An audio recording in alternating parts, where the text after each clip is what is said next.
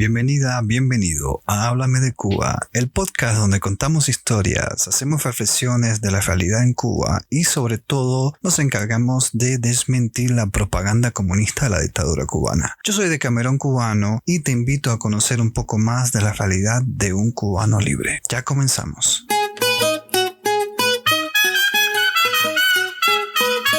Hola, buenos días, buenas tardes o buenas noches, dependiendo del momento en que me estés escuchando. Como lo dije en la presentación, yo soy Decamerón Cubano y estás en este podcast Háblame de Cuba, contando historias. ¿Cómo están? ¿Qué tal están pasando los apagones en Cuba? Si me estás escuchando desde Cuba, si en algún momento lo haces. Y si no, pues vamos, la situación cada día está peor por allá. Y sin esperanzas con este tipo de días Canel que la verdad no sé si reírme, no sé si llorar con las cosas. El otro día sacó una conferencia hablando cualquier cantidad de tontería y Ramiro Valdés, el comandante sanguinario de la Revolución Cubana, y ya estamos hablando mal de un dirigente de allá de Cuba, o sea que yo espero que nunca tenga que encontrarme con la seguridad del Estado, porque ya sabemos que lo último que sacó, lo último que trajo el barco así en bueno, fue el nuevo Código Penal en el que te pueden enjuiciar y encarcelar por hablar mal. Y escuchen, o sea, hablar mal o sencillamente pues hablar mal, ¿no? De cualquier dirigente allá en Cuba. O sea, ¿a qué nivel llegan las dictaduras y sobre todo la dictadura cubana? Pero bueno, ver a Ramiro Valdés ahí y a Díaz Canel, eso era como un show. De veras, o sea, no sé si me indigna, si me da risa, si ese paso, una burla realmente. Pero bueno. Hoy quiero hablar sobre un tema que de hecho tengo 2 episodios acá que hablo sobre el tema, pero experiencias diferentes. O sea, el servicio militar en Cuba, o sea, es un tema yo creo que es recurrente para todos los varones que tuvimos que pasar esa experiencia traumática, porque hay que decirlo así. O sea, yo estoy en México y el servicio militar de aquí en México es, ¿cómo decirlo de una manera bastante que se entienda, ¿no?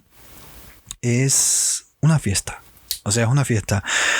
Creo que si sales seleccionado para el servicio militar, tienes que ir sábados. O sea, sábados nada más. Obviamente no te mueven por una militar ni nada de eso. A limpiar. O sea, porque hay algunos que se exentan. Creo que hay un sorteo y si sales elegido en el sorteo, te exentas del servicio militar. Pero si no, pues solamente tienes que ir, creo que a marchar y a limpiar. O sea, hacer el servicio a la comunidad. O sea, eso es una fiesta. La verdad, ese servicio militar, ojalá nosotros allá en Cuba hubiésemos tenido eso. Y los que tuvieron que pasar no me van a decir que fue una experiencia única, que aprendieron. O sea, eso se lo pueden vender a otros. Eso lo pueden vender incluso en la televisión cubana o hasta, no sé, cualquier otro medio. Pero el servicio militar es una experiencia traumática. O sea, yo tuve la suerte de no pasar un servicio militar en una unidad militar. Aunque algo que creo que no conté en uno de los episodios es que sí en algún momento tuve que trabajar con los militares. Tuve que trabajar o creo que sí. No recuerdo. O sea, fue uno de los primeros podcasts que hice hablando sobre esa experiencia. Y la verdad, pues ahorita voy a contar un poco sobre eso. Pero bueno, ¿a qué viene todo esto? Y es que o se me ocurrió hacer sobre este tema porque el día 13 de mayo, o sea, ya obviamente hace más de un mes, una diplomática cubana, y voy a citar la frase, o sea, que dijo exactamente para no tampoco parafrasear aquí mucho ni estar improvisando de nada. Y es que una diplomática cubana, su nombre es Giselle González García. el 12 de mayo ante el Comité de los Derechos de los Niños en las Naciones Unidas en Cuba. O sea, vamos a ver, ni hay derechos ni humanos en Cuba, ni mucho menos. Ella dijo así textualmente: no se reclutan ni se reclutarán niños. Vamos a empezar por ahí. Después les voy a decir algo sobre este tema. Asimismo, afirmó que la Ley de Defensa Nacional establece que en el archipiélago los hombres y mujeres que lo deseen pueden incorporarse de forma voluntaria al servicio militar. O sea, ¿de qué estamos hablando? Miren, eso causó tremendo revuelo y me imagino que si estás escuchando este podcast, si eres de Cuba, pues supongo que te habrá indignado también. Cuando yo tenía 16 años, de hecho ni siquiera tenía 16, tenía 15 porque todavía no lo había cumplido, mi mamá me llevó a hacer el carnet de identidad en Cuba. En Cuba el carnet de identidad viene siendo como el DNI de otros países, o en México lo que vendría siendo el INE o el IFE, que es el documento que te permite, obviamente, como una identificación de mayoría de edad. Ese documento en Cuba se emite a los 16 años, o por lo menos ya cuando tienes o estás cercano a los 16 años, pues lo tienes que tener. De hecho, en Cuba los niños tienen tarjeta de menor. O sea, estamos hablando de un documento de identificación que en otros países puede que los niños no lo tengan. Y quizás haya quien diga, no, pues es que eso es bueno. No sé la verdad. Yo te digo que en alguna ocasión hubo un compañero mío que le pusieron una multa siendo niño, o sea, con tarjeta de menor. O sea, esas cosas se escuchan y tú dices, ¿cómo es posible? Pero bueno, el chiste acá es que tengo 15 años y estaba a punto de cumplir los 16, o sea, me faltaban como unos 3 meses quizás, algo así. Y mi mamá me lleva al carnet de identidad. Cuando ellos ven que un varón pues ya va a hacerse el carnet de identidad porque te obligan, pues en automático te están ya captando tu nombre y tus apellidos para, o sea, todo, para pasar a formar como especie de un registro para el servicio militar. Por lo menos en mi tiempo fue así. No sé ahorita, en en pleno 2022, si lo siguen haciendo de esa manera.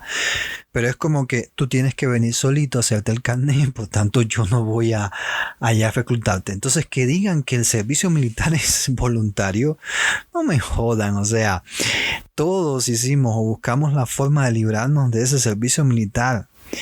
Y la verdad, la mayoría pues no pudo. Por una u otra razón, o sea, porque la mentira no era lo suficientemente grande para librarse de la comisión médica municipal. O sea, si pasabas la comisión médica municipal, que te analizaban de pe a pa, o sea, completo o desnudo, eso es otra. Imagínense, no teníamos ni 18 años y te desnudaban ahí completito y tienes que agacharte y tienes que, no sé, ponerte en tal posición, o sea, aquello, la verdad, no sé, te sentías como si fuera un animal. Y eso lo tuvimos que pasar todos los varones. Yo supongo que todavía lo siguen haciendo, así de esa manera. O sea, vamos a ver, estamos hablando de que para mí eso se me hace súper duro. O sea, no tenía ni 18 años y tienes que pasar por una comisión médica que te va a evaluar si tú eres apto o no apto para pasar el servicio militar. Y entonces había quien se inventaba mentiras, pero pues obviamente no le daba. No le daba para que lo dieran baja FAL, que es como se conoce. ¿Qué sucede? En mi tiempo, que eso fue pues hace ya unos cuantos años, obviamente cuando te daban, decían apto 2 o no apto. O sea, el apto 2 era el que pues tenía alguna enfermedad que le impedía pasar el servicio militar, pero esa enfermedad tenía que comprobarse que era excluyente del servicio militar. O sea, si tu enfermedad o tu padecimiento era lo suficientemente grande, pues ya entonces te daban no apto.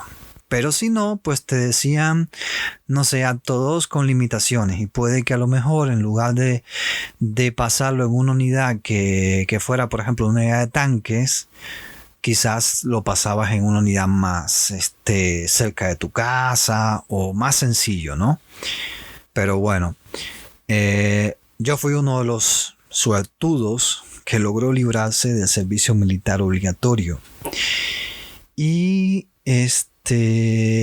pues como ya dije creo que es el episodio número 4, no recuerdo ahorita,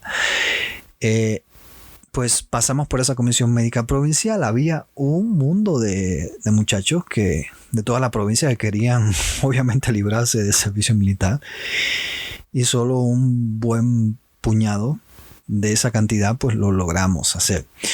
Al final, pues, ¿qué pasó con esto?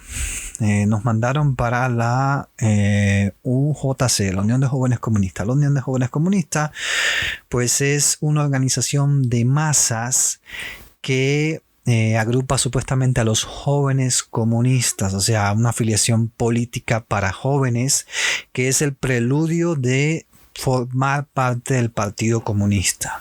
O sea, en otro podcast voy a hablar de cómo me metieron a mí obligado en esa cosa. Yo no quería ir desde ¿qué quieres? Tenía yo 12 años, me metieron en esa historia. Pero bueno, entonces ahí nos pusieron en lo que era la tarea 45, así le llamaron. Éramos todos aquellos que por alguna razón no pasábamos el servicio militar, pero no podíamos ir a la universidad, porque así está establecido. Los varones en Cuba perdemos el año entero. Ese año de los 18 a los 19 lo perdemos completamente por el dichoso servicio militar.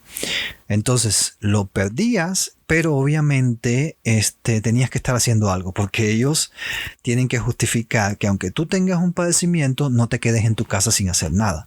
Entonces, o bien te ponían, por ejemplo, en algunos casos, no sé, en un joven club de computación, o en mi caso, lo pasé en la UJC. Ahí nos reunieron a todos, nos empezaron a decir más o menos de qué se trataba. La tarea 45 nos iban a dividir por las diferentes áreas de la UJC.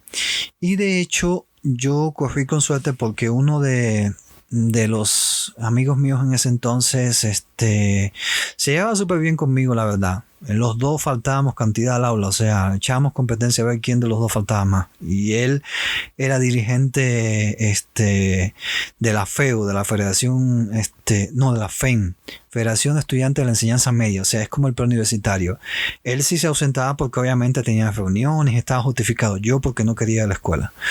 Pero bueno, él incluso, como conocía muchos de ahí de la UJC, me acuerdo que habló con una persona que era el secretario provincial de las BTJ.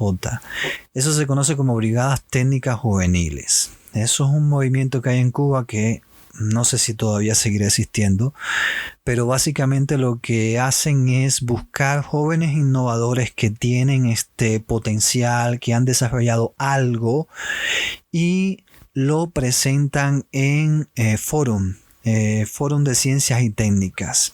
Obviamente, pues imagínense, muchos de ellos pues sí hacen innovaciones buenas, pero con la cantidad de recursos que hay en Cuba está difícil que realmente puedan seguir progresando. Bueno, este departamento, por así llamarlo, de la UJC, llevaba toda esa parte y era él solo, o sea, estaba él solo. Entonces, me acuerdo que se encontraron ahí y creo que él le dice a este amigo mío, oye, pues no sé si te interesa a ti venir conmigo. Ese lo quería llevar. Y entonces parece que este amigo no le interesaba mucho, o sea, él quería estar suelto, o sea, ni siquiera estar ahí. No recuerdo de hecho dónde lo pusieron. Y él le dice, mira, si te interesa a alguien que ¿cómo se llama? Que sabe de computación, que se mueve en ese mundo, que de hecho pues se van para estudiar a la universidad, a la UCI y todo, él. Y dice, qué bien. Y pues me llevó a trabajar con él. Básicamente, pues yo lo que tenía que hacer muchas veces era hacer sobre todo llamadas, o sea, coordinar algunas cosas, sobre todo tener, llevar, por ejemplo, cheques, eso sí vi mucho, la verdad, del gobierno de allá de mi provincia, que se gestionaban muchas fiestas, o sea, la UJC, eso sí, fiestas para donde quiera, y sobre todo si tienes conocido. Entonces, esa básicamente era mi trabajo. O sea, estaba bastante relajado, la verdad. Adolescente sobre todo, muchas veces no me gustaba que me dirigieran. Era bastante rebelde, sobre todo en ese entonces. Y había cosas que me molestaban porque obviamente veía cómo trabajaban los otros que estaban conmigo y hacían mucho menos. Pero hay que reconocer que en mi caso, pues cada vez que hacían fiesta, pues ahí estaba yo. Y la verdad no eran fiestas tan espaciadas. O sea, de hecho, quizás por lo menos una vez al mes se hacían fiestas allá y fiestas de comida, y muchas veces incluso me llevaba comida para la casa de la que sobraba. O sea, y yo era solamente un ayudante ahí, como decir un secretario. Imagínense ellos que estaban directamente trabajando ahí. Pero bueno, así estuve bastante tiempo. De hecho, hubo una ocasión en la que organizamos un foro de esto y tuve que ir con esta persona a, ¿cómo se llama?, a la prisión de mi provincia, porque dentro de la prisión había un espacio donde estaban los presos menores de 23 años. Y estos presos pues tenían como una comunidad, tenían pasaban cursos incluso de música, tenían talleres, o sea, como un poco para integrar, y eso está bien, ¿no? De hecho, fue algo temerario lo que hizo en una ocasión. Me mandó a mí en un autobús, una guagua, a buscar a los presos que obviamente eran de mínimo riesgo, pero bueno, no iba yo solo, o sea, también habían militares que se montaron ahí y fuimos a hacer ese foro ahí en el que sí se dio muy bien. La verdad no me puedo quejar de ese momento. Quizás no lo supe aprovechar todo lo que podía, pero fue bastante relajado. Había veces que no tenía nada que hacer, entonces nos íbamos, no sé, teníamos enfrente una cafetería o sencillamente nos quedábamos ahí porque éramos un grupito que estábamos uno al lado del otro. O sea, éramos como en una oficina había uno, en otra oficina había otro y así sucesivamente, y casi siempre nos reuníamos en la misma oficina y echábamos relajo. Y bueno, aquello, la verdad, pues comparado con los que tuvieron que pasar el servicio militar en una unidad de tanques, por ejemplo, lejos de la casa, incluso en La Habana, porque muchos de Oriente nos mandaban para La Habana. Entonces, imagínense, La Habana está aproximadamente a más de 1000 kilómetros de lo que es, por ejemplo, Santiago de Cuba. Holguín está un poco más cerca, Guantánamo sí está muchísimo más cerca. Granma está más o menos al mismo nivel de Holguín. Las Tunas es quizás un tanto más cerca. Y obviamente esas son las provincias orientales, las que están más alejadas de La Habana. Imagínense estos muchachos que tenían que irse a La Habana en tren y tenían un régimen de pase de 2 veces al año. O sea, prácticamente se pasaban 6 meses sin ver a su familia, cosa que yo vivía en la universidad, pero nada que ver con una unidad militar, ¿no? Entonces, la verdad, estábamos súper privilegiados. Y pues teníamos la oportunidad de movernos ahí, de prácticamente de estar muy cerca incluso de la casa, porque en mi caso estaba como a 2 cuadras, o sea, muy cerquita, y hasta podíamos incluso almorzar ahí mismo en la UJC. teníamos la verdad privilegios que quizás no los supimos aprovechar todos. En mi caso yo siento que fui el más beneficiado a pesar de que trabajaba más que mis compañeros, mis amigos en ese entonces. Pero pues obviamente cuando venían fiestas eran fiestas de veras. Pero bueno, pasó el tiempo y yo siento que no sé, no creo que haya sido por una cuestión de esta persona o de los que trabajan con nosotros. Más bien siento que fue un momento de los militares que necesitaban ayudas y obviamente a quién más que a los de la Tarea 45 que estábamos supuestamente relajados.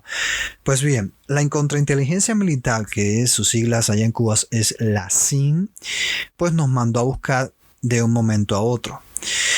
Nosotros obviamente pensamos que iba a ser algo, no sé, muy puntual o quién sabe, y la verdad se convirtió en un dolor de cabeza. Pensamos o creímos que no íbamos a regresar a la UJC. Después de ver cómo estábamos, dijimos, no, pues ya no aguantamos más. Bueno, todo se resume en que cada año el servicio militar en Cuba, o sea, para entrar al servicio militar o para definir en qué unidad vas a estar, se hacen investigaciones por parte de la contrainteligencia militar. ¿Qué es lo que hacen básicamente? Ellos van, por ejemplo, en cada cuadra y van a preguntar por lo menos a 3 personas. Y una de ellas tiene que ser el presidente del CDF, o bien el de vigilancia, o bien no sé, el político. Bueno, eso. Tienen que entrevistarlo sobre un muchacho que va a pasar el servicio militar en Cuba. Y ahí se hacen preguntas muy puntuales, cosas como, no, ¿y dónde él vive? ¿Con quién vive? ¿Y qué estudia? ¿Y qué hace? O sea, cosas así que la verdad son como de rutina.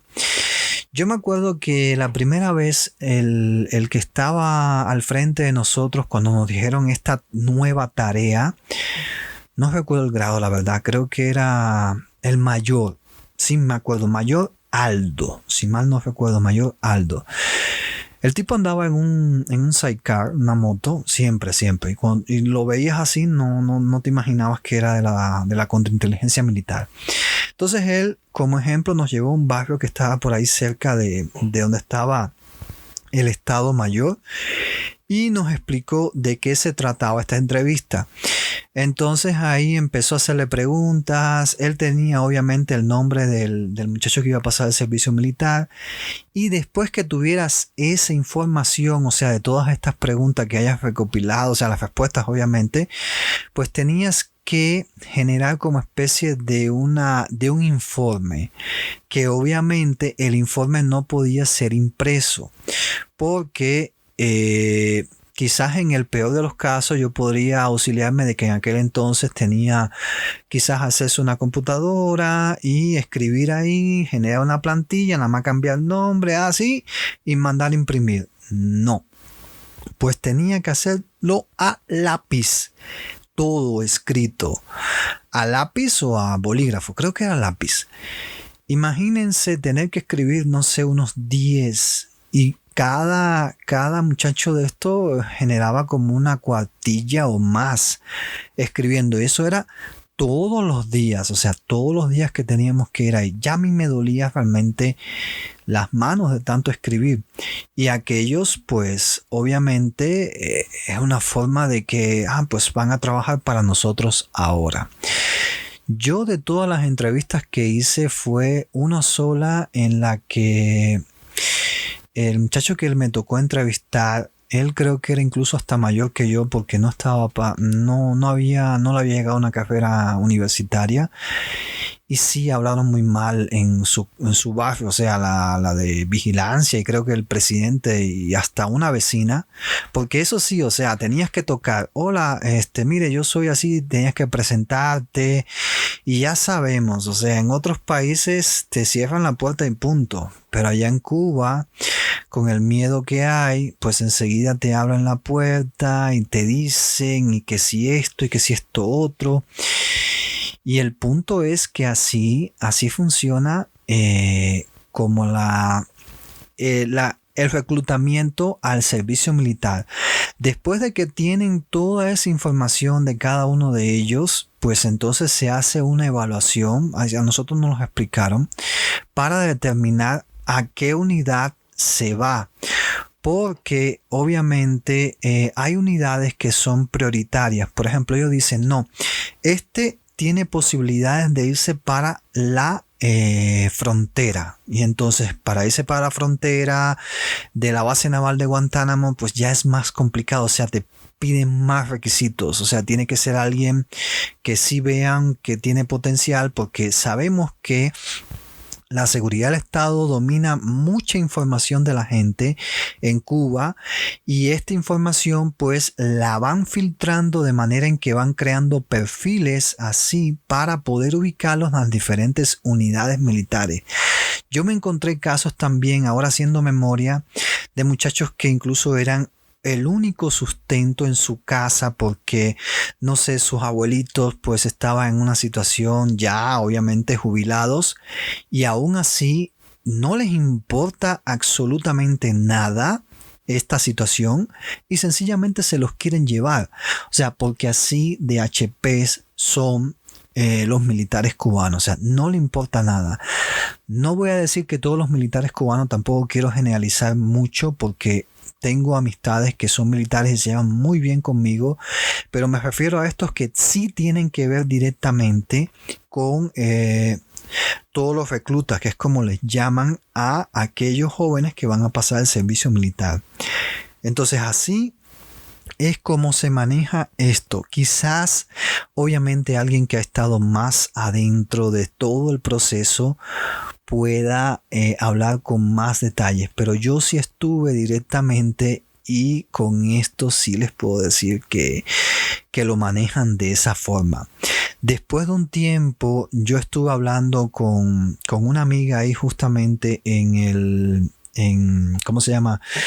Ahí en la juventud.